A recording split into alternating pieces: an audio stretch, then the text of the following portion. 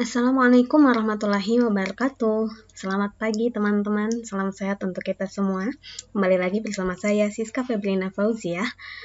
Dan pada video kali ini saya akan menyampaikan materi tentang anatomi dan fisiologi antar sistem tubuh manusia. Materi ini terbagi menjadi dua subpokok bahasan, dan yang pertama kita akan membahas tentang struktur tubuh manusia. Nah, pada pertemuan pertama kita telah membahas tingkatan organisasi dalam tubuh manusia yang dimulai dari beberapa molekul yang berkumpul membentuk menjadi suatu sel, kemudian kumpulan sel akan membentuk suatu jaringan, dan kumpulan jaringan yang menjalankan fungsi tertentu akan membentuk satu organ yang satu dengan organ yang lain akan saling bekerja sama untuk membentuk satu sistem organ, dan sistem organ inilah yang membentuk suatu organisme atau makhluk hidup. Nah, pada materi ini kita akan membahas tingkatan organisasi dalam tubuh manusia mulai dari sel. Nah, sel ini sendiri adalah bagian atau unit terkecil dari tubuh manusia yang pada umumnya terdiri dari 3 bagian utama. Yang pertama itu ada membran sel. Nah, membran sel ini yang memisahkan antara bagian dalam sel dengan lingkungan sekitarnya. Membran sel ini bagian terluar dari sel yang berfungsi sebagai pelindung dan juga sebagai saringan selektif yang akan mengizinkan bahan apa saja yang bisa masuk ke dalam tubuh sel, seperti itu, ke dalam badan sel. Kemudian bagian berikutnya yaitu sitoplasma. Sitoplasma itu adalah cairan atau bahan koloid, bahan koloid dalam badan sel, tempat organel-organel sel berada, sehingga sitoplasma ini disebut juga sebagai tempat sintesis sel atau tempat kegiatan sel itu sendiri.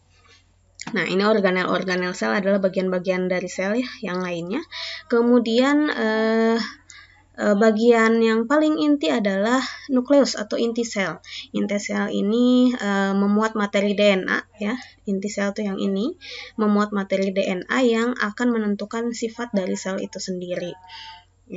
Dan nukleus ini juga namanya inti, dia sebagai pusat kontrol kegiatan sel. Nah, di dalam sel ini terdapat nukleolus atau anak inti. Di sini tempat untuk disalinnya materi DNA menjadi RNA dan sebagai tempat sintesis ribosom, produksi ribosom. Nah, ribosom yang telah diproduksi di nukleolus ini nanti akan dikeluarkan menuju sitoplasma. Ada yang berenang-merenang mengapung di sitoplasma, ini yang kecil-kecil ini ribosom, atau ada juga yang menempel pada retikulum endoplasma. Nah, ribosom itu sendiri fungsinya sebagai tempat sintesis protein. Untuk retikulum endoplasma yang ditempeli ribosom itu dinamakan retikulum endoplasma kasar. Nah, karena ditempeli ribosom tentu fungsinya juga sebagai tempat sintesis protein. Sementara retikulum endoplasma yang halus yang tidak ditempeli ribosom ini fungsinya sebagai tempat sintesis zat lain, entah itu lipid, karbohidrat, dan seterusnya. Kemudian organel sel yang lainnya ada aparatus Golgi atau badan Golgi. Di sini adalah tempat modifikasi protein, entah itu dibentuk, entah itu digabungkan dengan lipid dan zat lain sesuai dengan kebutuhan. Nah, itu tempatnya di badan Golgi. Selain modifikasi protein, di badan Golgi ini juga diproduksi vakuola atau vesikula dan juga lisosom. Ini vakuola atau vesikula.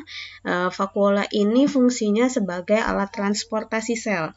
Nah, untuk membawa apa sesuai dengan isinya. Kalau dia membawa zat-zat sisa, dia akan keluarkan melalui membran sel. Kalau dia ambil protein, hasil sintesis dari retikulum endoplasma, dia akan antarkan ke badan Golgi. Kalau misalkan dia mengambil hasil dari badan Golgi, dia akan keluarkan menuju membran sel untuk diteruskan ke bagian-bagian tubuh yang memerlukan.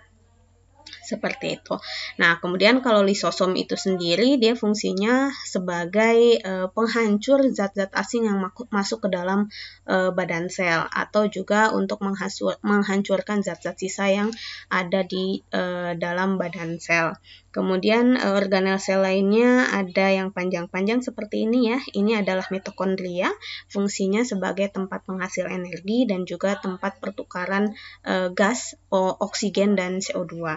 Nah, ini yang terakhir ada sentriol. Sentriol ini adalah tempat pembelahan sel terjadi. Nah, silakan teman-teman bisa dibaca kembali ini bagian-bagian sel dengan fungsinya ya, sehingga ketika teman-teman dihadapkan dengan gambar seperti ini, teman-teman bisa menjelaskan. Ini kisi-kisi yang pertama ya. Jadi teman-teman disilahkan mengenali bagian-bagian sel dan juga harus mengetahui fungsinya. Di mana itu nukleus, di mana itu nukleolus, kemudian apa fungsi dari ribosom, fungsi retikulum endoplasma, badan Golgi, mitokondria dan seterusnya. Oke, nah selanjutnya kita akan membahas tentang jaringan. Jaringan ini adalah kumpulan dari beberapa sel yang menjalankan fungsi serupa. Nah, jaringan dalam tubuh manusia ini dibedakan menjadi 4 jenis. Yang pertama ada jaringan epitel, kedua ada jaringan otot, kemudian ada jaringan ikat, dan juga jaringan saraf. Nah, mari kita bahas satu persatu. Nah, untuk yang pertama, jaringan epitel ini fungsinya untuk melindungi organ yang dilapisinya. Letaknya biasanya ada di permukaan, baik itu di permukaan organ maupun permukaan tubuh. Nah, contoh yang paling sederhana itu adalah kulit dan juga mukosa. Ya. Nah, jaringan epitel ini juga dibedakan menjadi beberapa jenis. Ada yang bentuknya pipih, ya, kemudian ada yang bentuknya kubus, ada juga yang bentuknya tabung. Ya, simple squamous epithelium ini yang pipih, simple cuboidal itu yang bentuknya kubus, simple columnar itu yang bentuknya tabung. Nah, kemudian ini yang simple itu yang selapis, ada juga yang berlapis atau disebut juga dengan stratified gitu ya, berlapis. Ada yang pipih, ada yang kubus, juga ada yang kolom.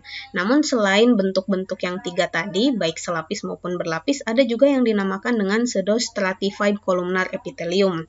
Nah, ini bentuknya sebetulnya seperti tabung, tetapi inti selnya tidak beraturan seperti ini, sehingga tampak seperti ada berlapis ya gitu, padahal ini ada satu lapis, namanya pseudostratified columnar epithelium gitu. Fungsinya itu di permukaan tubuh seperti yang tampak terlihat bagian terluar kulit gitu ya, itu ada jaringan epitelnya. Kemudian di organ-organ itu kan pasti dibungkus dengan selaput-selaput. Nah, itu juga ada jaringan epitel dan fungsinya untuk melindungi organ yang dilapisinya.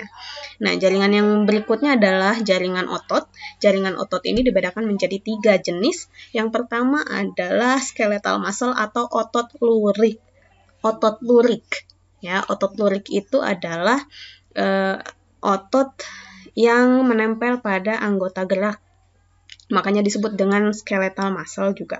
Ya, otot-ototnya bentuknya seperti ini. Dia seperti batang tersusun rapih, beraturan dengan inti selnya seperti ini, ya. Nah, letaknya biasanya pada anggota gerak atau menempel pada rangka atau tulang, gitu ya. Nah, itu namanya otot lurik. Otot lurik ini bekerja ketika kita dalam kondisi sadar. Jadi kalau kita lagi tidur, ototnya itu juga ikut istirahat. Nah, yang berikutnya ada otot polos atau smooth muscle. Otot polos ini bentuknya pipih seperti ini dengan inti selnya tidak lebih beraturan dibanding yang otot lurik ya. Nah, smooth muscle ini adanya di organ-organ dalam tubuh manusia seperti paru-paru, usus gitu ya, limpa, hati dan seterusnya. Hati enggak ya, usus, lambung gitu ya, kemudian paru-paru dan seterusnya. Nah, ini otot polos ini kebalikan dari bukan kebalikan. Dia selain pada bekerja pada kondisi sadar, dia juga tetap bekerja pada saat kondisi kita tidak sadarkan diri. Contohnya paru-paru, dia tetap bernapas sekalipun kita sedang dalam kondisi tidur, gitu ya. Jadi bedanya otot lurik dengan otot polos itu di cara kerjanya selain dari letaknya. Gitu. Nah, kalau misalkan otot lurik ini teman-teman pernah makan daging sapi gepuk gitu ya. Nah, terus melihat serat-serat ototnya gitu ya, serat-serat dagingnya. Nah, itulah otot lurik sederhananya dapat terlihat seperti itu. Jadi kayak serabut-serabut batang ya, kayak begitu. Itu namanya otot lurik. Kalau otot polos ya ada di organ-organ dalam tubuh manusia. Nah, kemudian kalau cardiac muscle atau otot jantung, ya bentuknya mirip-mirip otot lurik tapi agak berbeda gitu ya. Nah, contohnya seperti ini dan hanya terletak pada organ jantung saja gitu, khusus untuk organ jantung. Dan cara kerjanya sama seperti otot polos, dia mau kita sadar atau tidak sadarkan diri dia tetap bekerja gitu ya. Nah, itu fungsinya jaringan otot ini adalah berkontraksi dan juga bergerak. Kalau letaknya itu sesuai dengan jenis ototnya tadi ya. Nah, otot lurik di mana, otot polos di mana, otot jantung di mana. Ini harus teman-teman catat. Nah, yang berikutnya ada jaringan ikat. Jaringan ikat ini sesuai dengan namanya, fungsinya ini untuk mengikat jaringan dan alat-alat tubuh. Letaknya di antara jaringan. Contoh jaringan ikat misalnya ada darah, ligamen, kartilago, kolagen, dan seterusnya.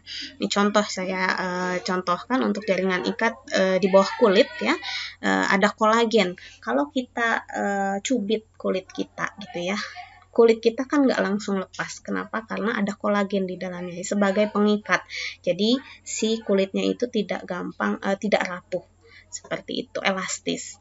Nah, kemudian ada juga ligamen-ligamen. Ligamen itu untuk menyatukan, mengikat antara otot yang satu dengan otot yang lain. Sementara kalau kartilago atau tulang rawan gitu ya, tulang lunak, tulang rawan ini untuk menyambungkan antara tulang yang satu dengan tulang yang lainnya. Nah, itu contoh jaringan ikat. Yang berikutnya ada jaringan saraf yang terakhir ya. Jaringan saraf ini fungsinya untuk mengatur aktivitas otot dan organ serta menerima dan meneruskan rangsangan.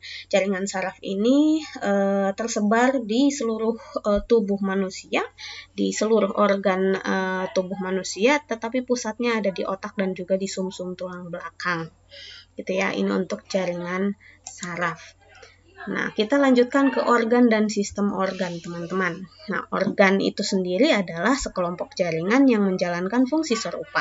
Organ ini dibedakan menjadi organ luar dan organ dalam. Nah, kalau organ luar itu yang tampak di permukaan tubuh kita. Contohnya ada mata, ya, ada hidung, ada mulut, ada organ genitalia, gitu ya. Kulit itu tampak di permukaan tubuh. Sementara organ dalam itu yang ada di dalam tubuh kita. Contohnya ada jantung, ada paru-paru, ada ginjal, ada hati, dan organ-organ lainnya. Nah, itu perbedaan organ luar dan organ dalam. Nah, sekumpulan organ ini akan membentuk suatu sistem organ yang saling bekerja sama menjalankan fungsi tertentu. Ini sebagai contoh, kalau hidung itu kan fungsinya untuk menghirup udara.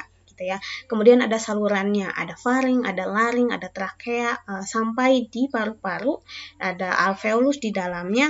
Nah, ini akan menjalankan fungsi pernafasan, saling bekerja sama untuk menjalankan fungsi pernafasan, sehingga dinamakan dengan sistem pernafasan. Nah, itu contoh dari sistem organ ya. Begitu juga sistem pencernaan, sistem reproduksi, sistem imunitas, kemudian sistem endokrin, dan seterusnya. Nah, dalam tubuh manusia ini terdiri sedikitnya ada 11 sistem organ ya teman-teman. Nah, ini sudah teman-teman pelajari di pertemuan-pertemuan sebelumnya. Jadi silahkan dibuka kembali materi-materi sebelumnya. Yang penting untuk ditekankan pada video kali ini bahwa di sistem-sistem organ tersebut teman-teman harus tahu organ apa saja yang terlibat dalam sistem organ tertentu, kemudian fungsinya untuk apa. Dan yang paling penting sebagai bekal untuk untuk mempelajari materi-materi di semester-semester berikutnya, teman-teman juga ada beberapa catatan istilah-istilah penting yang teman-teman harus ingat. Setidaknya gitu, ada yang teman-teman ingat di sistem-sistem organ tersebut. Nah, yang pertama ada sistem sirkulasi. Ya, sistem sirkulasi ini organ yang terlibatnya tentu jantung dan pembuluh darah, ya, fungsinya untuk menyalurkan darah ke seluruh tubuh. Nah, organ yang terlibatnya jantung dan pembuluh darah, sehingga sistem ini dinamakan juga sebagai sistem kardiovaskular, di mana kardio itu jantung, kemudian vaskular itu pembuluh darah. Gitu ya. Nah, beberapa istilah yang perlu diingat silahkan teman-teman catat dan buatkan kamusnya sendiri ya. gitu, sebagai bekal nanti buat belajar di semester-semester berikutnya, nanti arteri itu apa, vena itu apa, dan seterusnya. Silahkan. Jadi istilah-istilah penting yang saya catat di sini, silahkan boleh teman-teman tuliskan kembali dan cari itu maknanya apa, letaknya di mana gitu ya, supaya nanti ingat. Saya hanya mengingatkan saja di materi ini. Ada arteri, ada vena, ya, ada arteri pulmonalis, ada vena pulmonalis, dan seterusnya. Kemudian aorta ini adalah pembuluh darah besar ya untuk arteri, jadi dia bawa darah dari jantung ke seluruh tubuh. Kalau vena cava itu pembuluh darah vena yang besar. Tapi vena ini dibedakan menjadi dua, ada vena cava superior dan vena cava inferior. Nah, teman-teman juga sudah tahu harusnya ya, ada inferior itu dari bagian bawah tubuh, superior itu dari bagian atas tubuh, gitu lah ya. Nah, selain dari pembuluh darah, ada juga bagian-bagian jantung ya. Nah, teman-teman harus tahu bagian-bagiannya, kemudian alur darah itu untuk datangnya dari mana ke mana. Gitu. Nah, istilah-istilah yang teman-teman ingat di sistem sirkulasi ini akan membantu teman-teman pada saat melakukan injeksi intravena gitu ya. Kemudian pengambilan darah itu ngambilnya mau dari pembuluh darah vena kah, dari arteri kah, sesuai dengan kebutuhan. Kemudian nanti yang paling dekat itu adalah bagaimana cara periksa tekanan darah gitu ya. Ambil dari nadi yang mana gitu. Kemudian di sistem sirkulasi ini juga teman-teman harus ingat untuk mengetahui peredaran darah baik pada orang dewasa ataupun pada janin. Gitu. Yang selanjutnya ada sistem pernafasan, silakan teman-teman baca sendiri ya, pada intinya organ yang terlibatnya apa, fungsinya untuk apa. Gitu. Kemudian ini istilah-istilah pentingnya, silakan teman-teman juga catat sendiri ya. Nah, nanti silahkan dibedakan, kalau memang ada yang perlu ditanyakan silahkan boleh nanti japri ke saya saja. Ya, selanjutnya ada sistem pencernaan, organ yang terlibatnya apa, fungsinya apa, gitu ya. Nah, ini ada istilah-istilah yang perlu diingat. Saya sudah tuliskan di sini yang tidak hanya berkaitan dengan tindakan, tapi pada saat pemeriksaan ataupun menegakkan diagnosis, gitu ya. Nanti teman-teman tahu ini istilah-istilah anatominya apa, sehingga memudahkan teman-teman dalam melakukan pengkajian dan juga penata laksanaan asuhan kebidanan. Ini ada sistem perkemihan, ya, ada fungsinya juga, kemudian ada istilah-istilah yang perlu diingat, silahkan nanti di screenshot, di screen capture ya, kemudian teman-teman tuliskan kembali istilah-istilahnya dan cari maknanya, buka kembali materi-materi yang sebelumnya. Ini hanya sebagian kecil saja ya untuk istilah-istilah yang perlu diingat, jadi masih banyak lagi. Kalau ada tambahan silahkan teman-teman buatkan kamusnya. Itu tips dan saran dari saya gitu ya. Kemudian yang berikutnya ada sistem muskuloskeletal. Ya, ini ada jaringan otot dan tulang. Ini istilah-istilah yang perlu diingat. Nah, ini ada otot-otot yang biasanya berkaitan pada saat kita melakukan injeksi, baik itu pemberian imunisasi maupun pemasangan alat kontrasepsi ya, pemberian suntik KB biasanya. Nah, kalau deltoideus itu silahkan nanti dicari ya, ototnya yang mana, dibuka kembali materi sebelumnya, biasanya 3 jari dari pangkal lengan. Vastus lateralis itu ada di paha ya, untuk imunisasi hepatitis, pentabio gitu ya, DPT-HB di situ. Kemudian injeksi oksitosin pada saat pertolongan persalinan juga di musculus vastus lateralis. Kemudian ada musculus gluteus maximus, ini ada di daerah bokong ya, mohon maaf, di daerah bokong, ada di lokasinya itu di sepertiga sias itu spina iliaca anterior superior. Nah, ini teman-teman harus buka kembali materi sebelumnya ya. Koksigis itu di sebelah mana? Ya, biasanya untuk pemberian KB suntik itu di situ. Kemudian ada musculus rectus abdominis, ini kaitannya pada pemeriksaan nifas ya, di bagian abdomen itu pemisahan otot perut kiri dan kanan. Gitu. Jadi nanti silahkan dicari gambarnya, letaknya, posisinya di mana, diingat kembali, direview kembali. Nah, ini yang paling penting juga ya untuk tadi otot, sekarang rangkanya.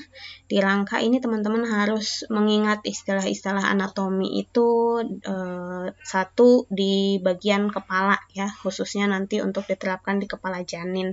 Jadi teman-teman tahu ada occiput itu belakang kepala, mentum itu dagu, vertex itu daerah yang dibatasi oleh ubun-ubun besar dan ubun-ubun kecil, fontanel itu ubun-ubun sutura dan seterusnya.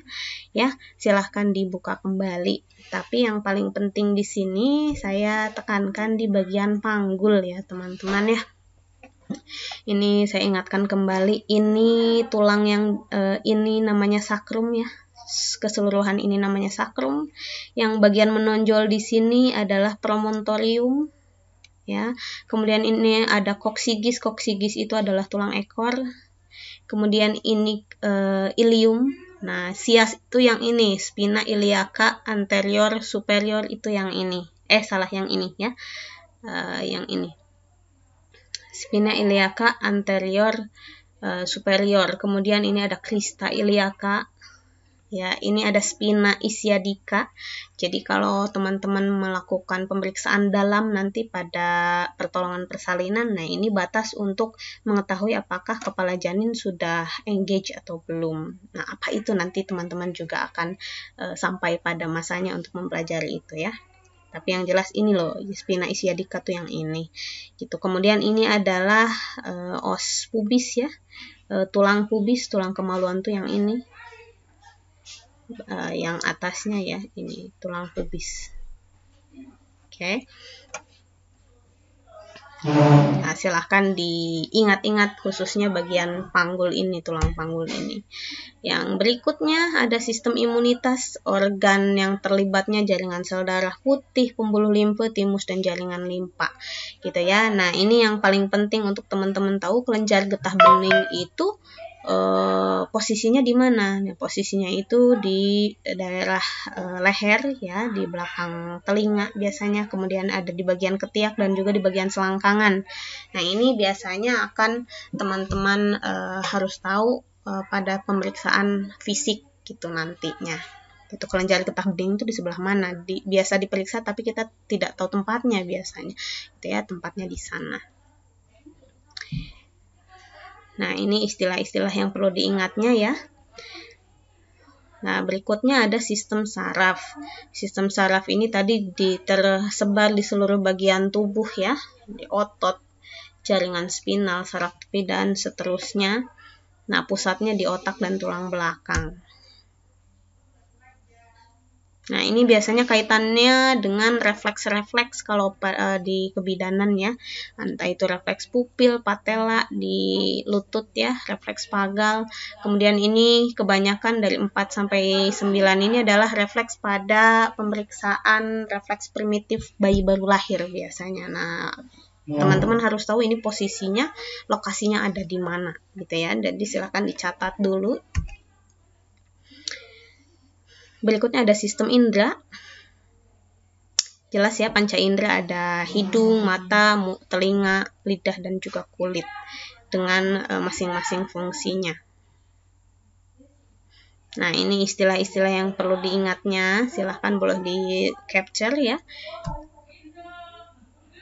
Ini sistem integumen itu khusus kulit ya, fungsi utamanya sebagai proteksi luka dan juga proteksi dari dehidrasi dan juga untuk pengaturan suhu atau temperatur.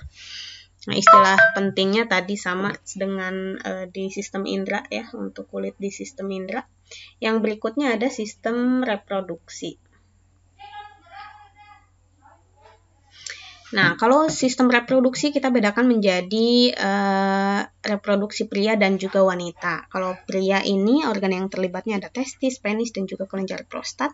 Kemudian kalau pada wanita ada ovarium, saluran uterin, uterus, vagina, kelenjar mame gitu, dan kita akan bahas lebih jauh ya. Nah, untuk sistem organ sebetulnya yang paling dekat dengan kebidanan yang terus akan diulang-ulang itu adalah sistem reproduksi khususnya yang wanita. Jadi teman-teman harus betul-betul tahu, harus betul-betul ingat dan paham gitu, karena ini akan dibawa sampai akhir nanti gitu. Kemudian untuk fungsi dari sistem reproduksinya tentu untuk fungsi utamanya untuk bereproduksi ya. Nah, kalau pada pria nanti untuk memproduksi sperma, kalau pada wanita untuk memproduksi sel telur atau ovum. Gitu. Nah, ini akan saya ulas sedikit ya untuk reproduksi wanita. Nah, istilah yang perlu diingat kaitannya dengan organ-organ reproduksi, baik interna maupun eksterna dan juga di payudara. Jadi, organ reproduksi wanita itu kan ada bagian dalam, interna, ada bagian luar, eksterna, dan juga termasuk payudara. Jadi, itu juga termasuk sistem organ reproduksi wanita ya. Nah, akan saya ulas dengan gambar biar teman-teman lebih jelas ya. Ini saya mengulang kembali. Nah, vagina ini organ luar ya, organ dalam ya. Kita mulai dari organ luar dulu. Nah, kalau organ luar, kalau tampak luar bentuknya seperti ini ya. Kalau misalkan ibunya terlentang duduk dan kita lihat dari depan, bagian yang ditumbuhi rambut-rambut halus ini namanya mons pubis ya, mons pubis gitu. Ini yang bagian yang ditumbuhi rambut-rambut halus, yang bagian depannya. Kemudian ada labia mayora, ini bibir yang menutupnya ya, labia mayora itu bagian luar. Kemudian ada lagi bibir dalam namanya labia minora yang ini. Kemudian di sini ada prepucium ya yang menutup klitoris kita. Kemudian ini adalah klitoris. Nah, ada klitoris. Kemudian di bawah klitoris itu ada lubang uretra. Ada lubang uretra. Jadi kalau pipis itu dari lubang sini. Kemudian di bawahnya lagi ini adalah liang vagina. Jadi kalau bersenggama itu lewat sini. Kalau pasang kateter itu lewat sini. Kalau bayi itu keluar lewat sini. Kalau pasang kateter itu lewat sini. Seperti itu. Kemudian ada bagian lainnya. Nah, vestibulum itu dari bagian atas prepucium ini sampai forset. Ini namanya vestibulum. Nah, teman-teman harus tahu bagian-bagian ini terutama pada saat melakukan vulva hygiene ya. Jadi bagian mana yang diusap, bagian mana saja yang dibersihkan. Gitu ya. Saya ulang kembali, bagian yang ditumbuhi rambut-rambut halus ini namanya mons pubis. Kemudian ada prepucium klitoris di bagian atas ya. Gitu. Bagian klitorisnya itu di sini. Kemudian ini adalah lubang uretra. Kemudian di sini ada liang vagina, kemudian ini ada labia mayora, ya, bibir yang luarnya, kemudian yang dalam ini labia minora. Itu vestibulum itu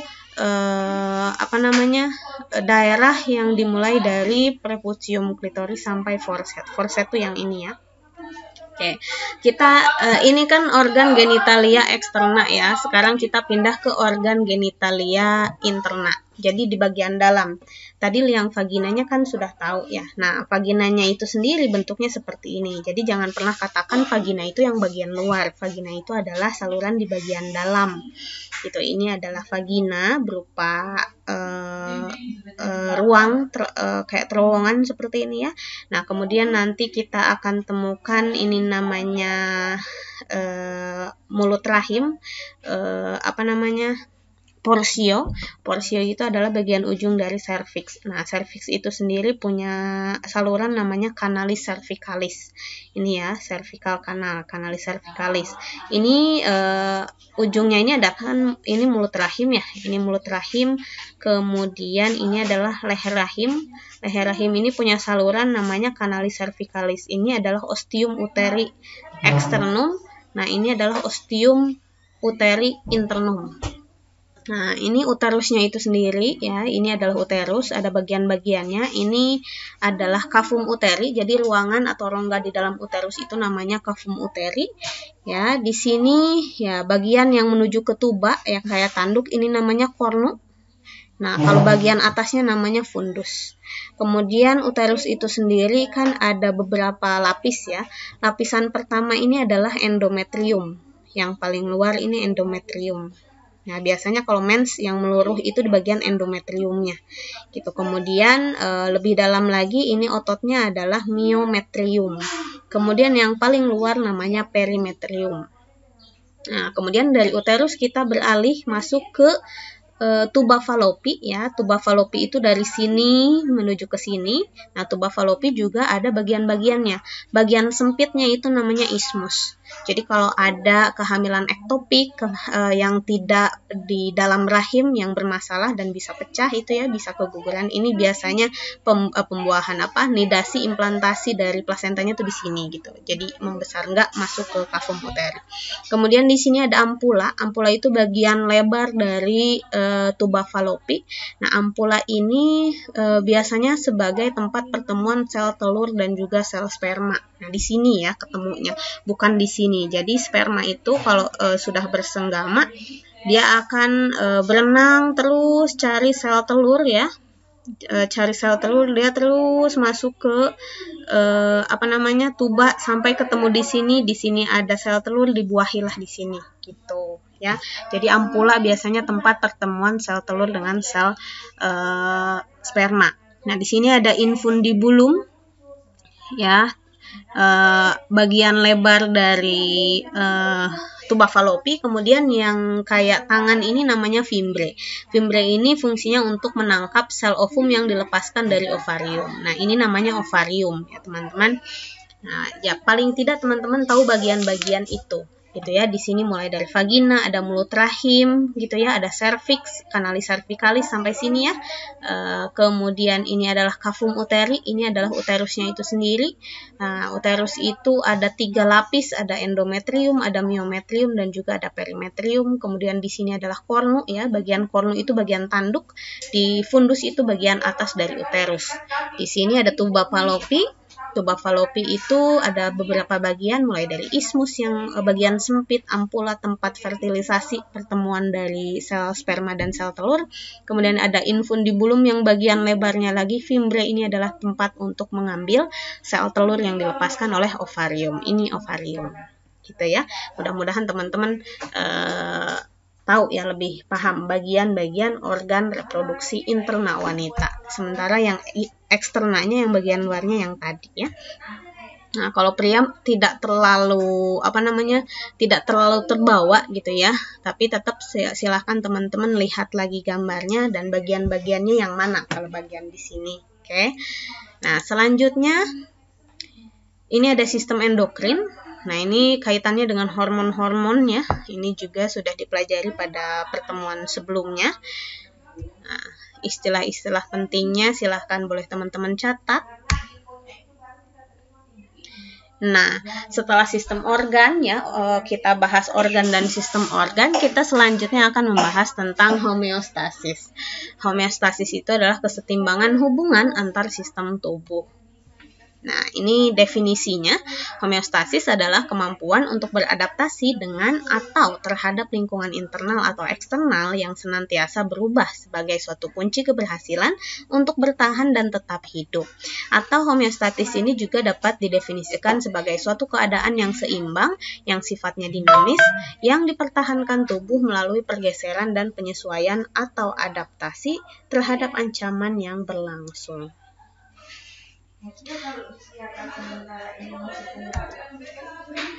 Nah, komponen sistem umpan balik ya. Jadi tubuh melakukan homeostasis, tubuh melakukan upaya homeostasis itu dengan komponen dengan sistem umpan balik. Nah, sistem umpan balik ini ada beberapa komponen.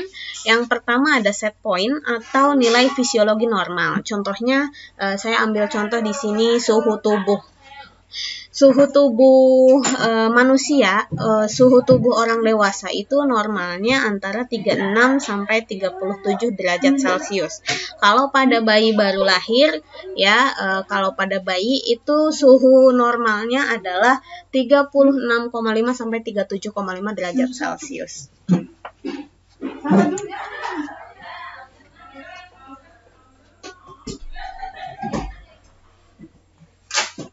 Nah, itu adalah set point atau nilai fisiologi normalnya ya.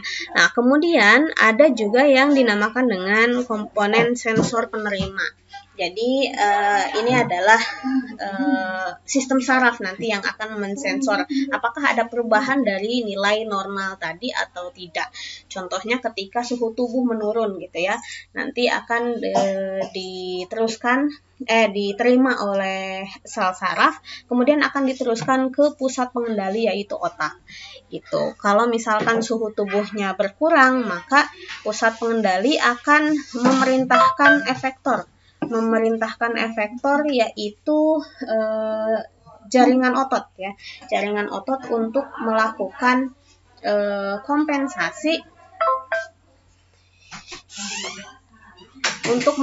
kompensasi agar supaya nilai fisiologi normalnya tercapai kembali gitu ya.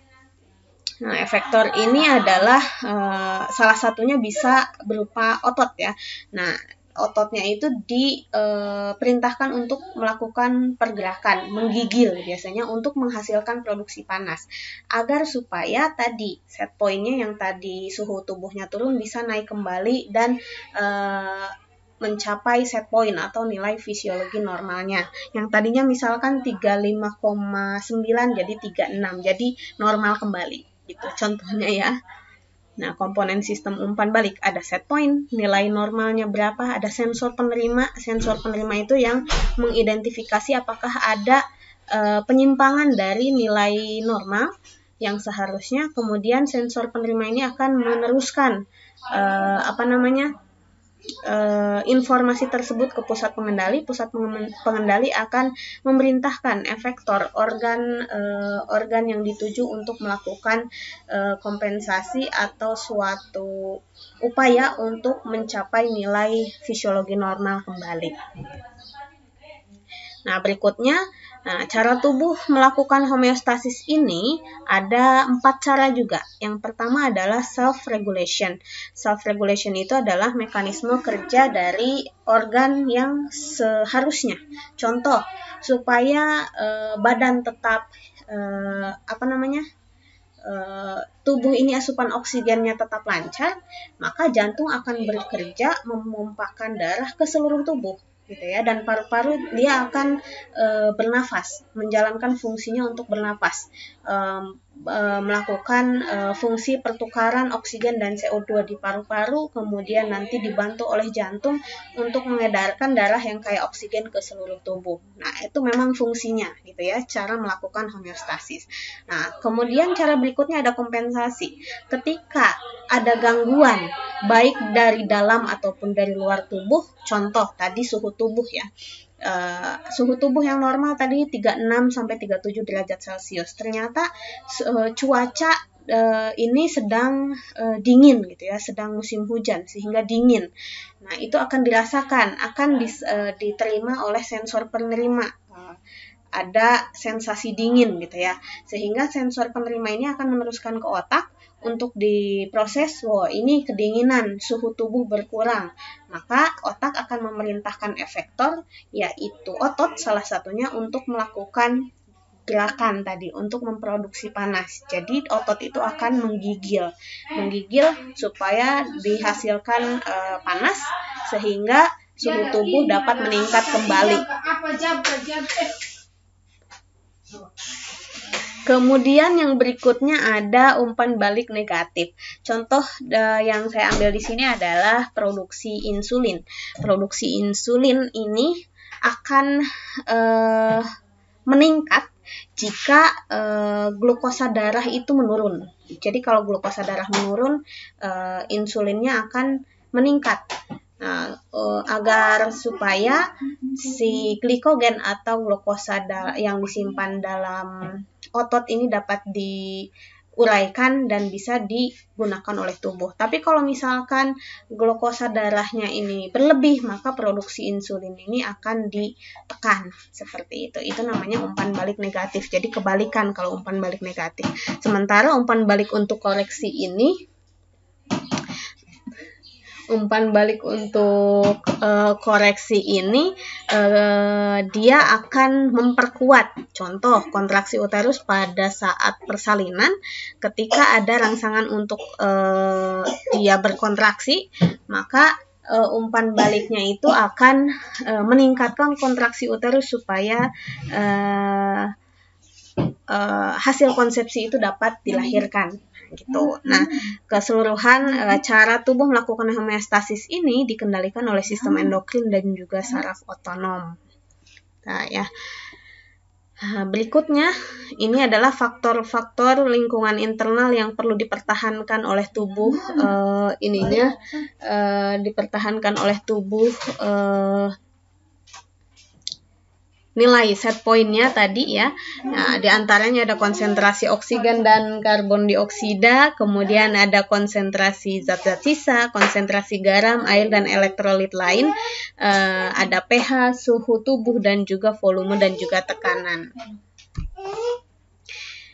Nah, ini hanya review dari tadi ya, dari beberapa sistem tubuh, sistem organ. Yang pada intinya keseluruhan sistem organ ini akan saling bekerja sama untuk mempertahankan set point tadi. Nah, kecuali di mana sistem saraf dan sistem endokrin sebagai pusat atau sistem kontrol tubuh, sementara sistem reproduksi ini tidak begitu esensial untuk homeostasis, tetapi penting untuk melestarikan spesies.